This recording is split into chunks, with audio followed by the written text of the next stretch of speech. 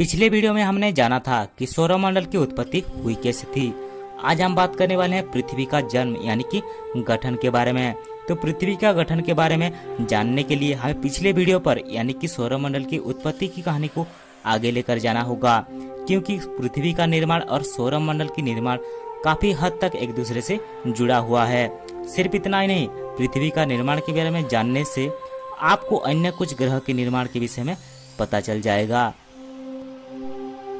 तो चलिए आज की वीडियो को स्टार्ट करते हैं। हमें पृथ्वी के निर्माण के विषय में जानने से पहले पृथ्वी के बारे में कुछ जानना होगा। तो चलिए पृथ्वी के बारे में थोड़ा सा जान लेते हैं। हमारी पृथ्वी क्रम के अनुसार सूर्य से तीसरे नंबर पर आती है और हमारी पृथ्वी सौरमंडल का एक ही मात्र ऐसा ग्रह है जहां पर जीवन संभव है। हमारी पृथ्वी एक स्थलीय ग्रह है। जो ग्रह पत्थर, चट्टान, मिनरल्स आदि से मिलकर बने होते हैं, यानी कि जो ग्रह ठोस होते हैं, उस ग्रह को स्थलीय ग्रह कहते हैं।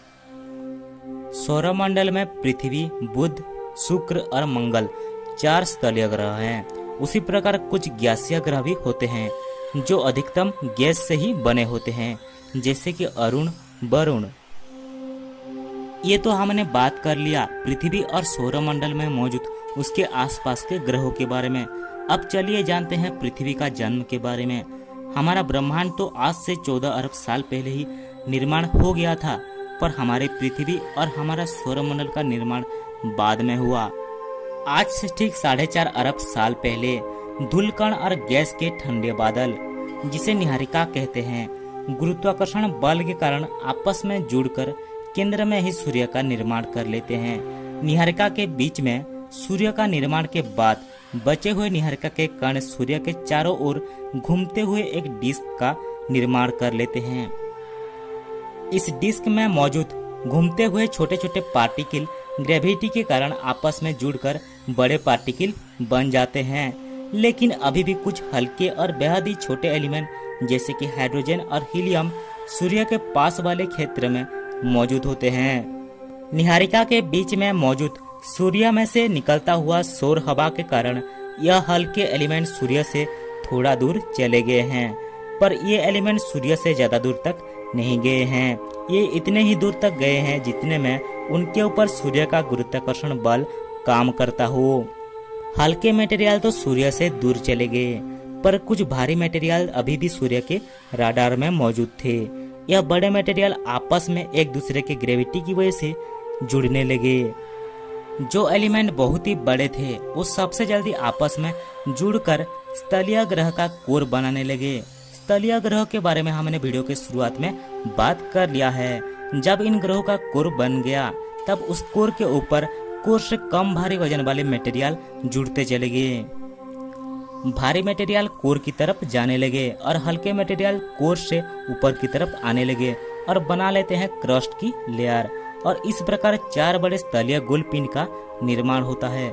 सौरमंडल में मौजूद छोटे छोटे पार्टिकल्स इन 4 बड़े गोलपिंड से टकराने लगे और बन गए बुध, शुक्र, पृथ्वी और मंगल जैसे स्थलीय ग्रह। लेकिन यहाँ हम बात करेंगे पृथ्वी के जन्म के बारे में, इसलिए बाकी ग्रहों के बारे में हम किसी और वीडियो में विस्तार से बात करेंगे।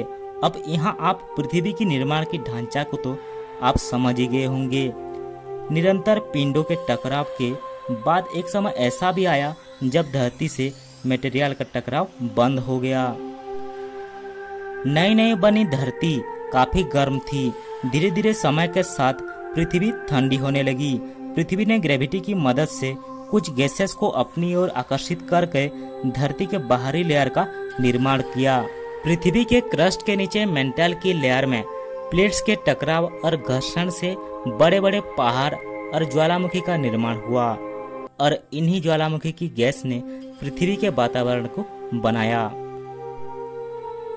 पृथ्वी से टकराने वाले ठंडी जमी हुई बर्फ के पिंड और चट्टान ने पृथ्वी की सतह पर पानी के अस्तित्व को लाया, जो कि सौरमंडल के बाहर से आए थे।